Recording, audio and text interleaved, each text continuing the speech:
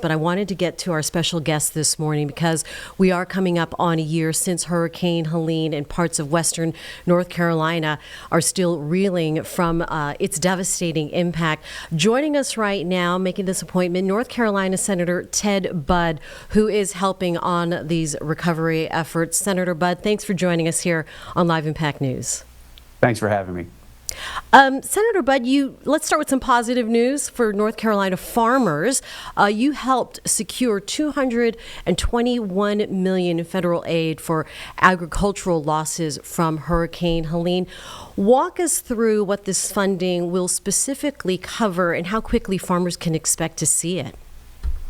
Oh, this was a great breakthrough. It was great to see Commissioner of North Carolina Ag, Steve Troxler, in Buncombe County, right in the heart of a lot of this devastation just recently. And if we go back, he and I were in that forestry helicopter seeing the early days of the damage and what needed to be done. This $221 million goes to infrastructure that may not be able to be insured by private insurance or other grants or other programs.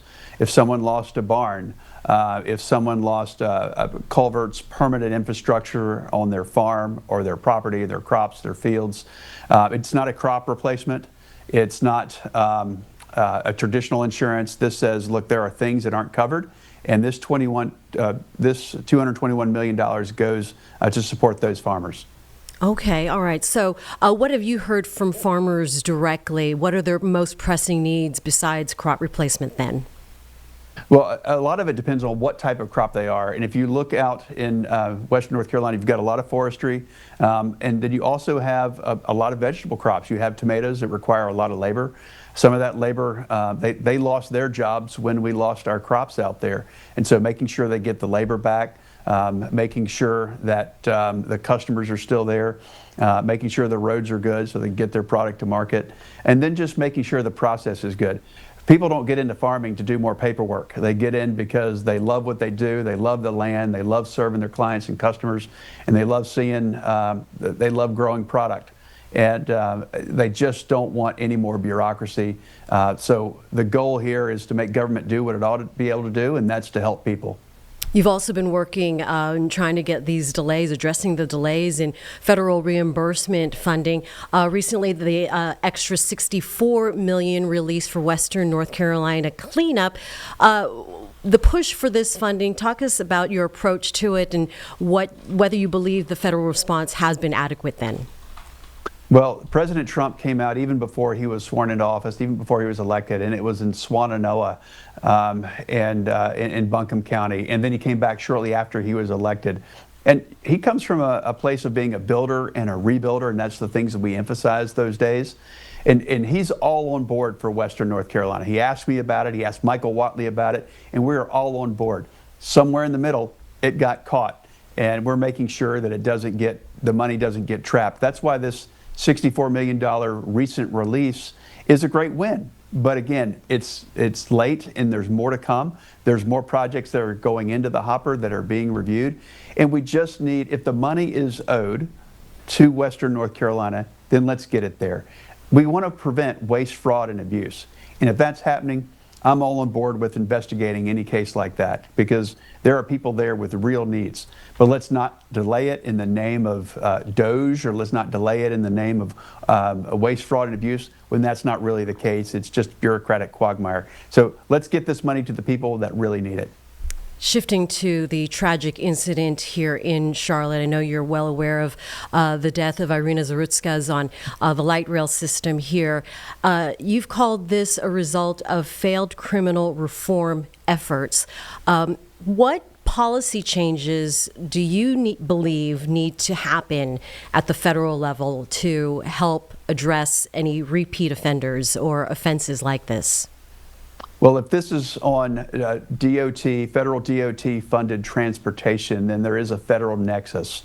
But I would also say you have to think about the state and the local, the municipal laws and make sure there's enforcement there. Make sure that, like DeCarlos Brown Jr., that he's not released 14 times. This is a state and local decision, and policies put in place by Reimagining Criminal Justice by Roy Cooper that allowed a person to come out 14 times. I don't think that's a good idea. Somebody that's a danger to themselves and a danger to others. And we saw the worst case. This young lady is the same age as my daughter. So I don't just think about this as a federal legislator, somebody that North Carolina sends to Washington, D.C. I think about this as a dad of two daughters that actually were born in Charlotte. I think about this as a citizen. So I'm neighbor to neighbor on this one, and this is absolutely unacceptable. So we're going to do what we can, but the biggest difference, it's going to happen with the right leadership in the state and the right leadership at a local level. Yes, speaking at the state level, we are seeing legislators go to discuss this on Monday. And the discussions and the solutions, whether it's ending cashless bail, looking at magistrate oversight versus mental health resources. From the federal level side, how can you support these state level efforts? Well, a lot of it, we're constant communication. I think the real heroes are those that go to Raleigh each and every week. They're hardly paid a thing, and they love what they do. They love their districts and their state. So thanks to those in Raleigh that are probably going to be delivering the biggest difference, in this case for Charlotte. And for the rest of the municipalities and cities that have public transportation, we would never want this to happen again. But it's not just there. I mean, there was an incident in Charlotte months before of a veteran being set on fire and permanently, or actually that was another incident, but that was assaulted and ended up with paralysis. So there's multiple incidences, and it's just heartbreaking. So local changes are going to be the biggest changes, but let's get the right leadership in place. Again, speaking from a father that you said was had with daughters that were Irina's age, you spoke to the family, Irina herself. I did. Now, we were able to help the father come from Ukraine for this. This is a dad that had to watch his daughter's funeral on FaceTime. And it's absolutely heartbreaking that it had to happen. But he is now able to be here to visit with family, and hopefully that'll provide some comfort to him, the family that's here. And this is a young lady that was buying a car, and then soon was, she was waiting to drive the car so she could learn and get her license. And she had planned on buying a home. She had a good job. She was a contributor. She was here legally. And she had a bright future, and she had lots of good relationships. The extended family that was caring for her loved her. They're heartbroken, and they don't want this politicized. What they want is people to understand what happened, and they want to prevent this from ever happening again. And if we could honor the loss that we had here, it would be by getting good laws. Let's end cashless bail. Let's support law enforcement, and let's put people in jail that are a harm to themselves and to others. You also experienced a personal loss with the assassination of Charlie Kirk, and condolences to you as he supported you during your election. What do you think needs to happen? What needs to change with political figures and leaders in our country? We're hearing the words of division, divisiveness in our country more and more often these days. The easy answer here is probably the wrong answer, and that's to say, hey, both sides need to knock it off. Look, I would think all of us as leaders need to be responsible for our language. But if you look at the school shootings, if you look at assassination attempts, it's all against somebody that has taken a strong position, that is conservative. So it's the radical left that needs to check their language here. If you look at some of my colleagues on the Senate floor, definitely on the House floor, it's that extreme language that we're seeing right now. They need to tone it down. They need to come to reconcile within their own party, which is very divided right now between this extreme radical left and those that are the few remaining blue dog Democrats. Look, I look at people, I want to get along with everybody, but it's really hard to reconcile with someone that says that you're better off dead. And, that's hard to reconcile with. So I would encourage the left to reconcile within their own party, check their own language, and as leaders, we're all responsible for having the right language. Senator Budd, I want to end on a forward-looking topic. You chair the Science, Manufacturing, and Competitiveness Subcommittee. You recently held hearings on AI policy. What is the strategy? What can people look forward to when it comes to AI?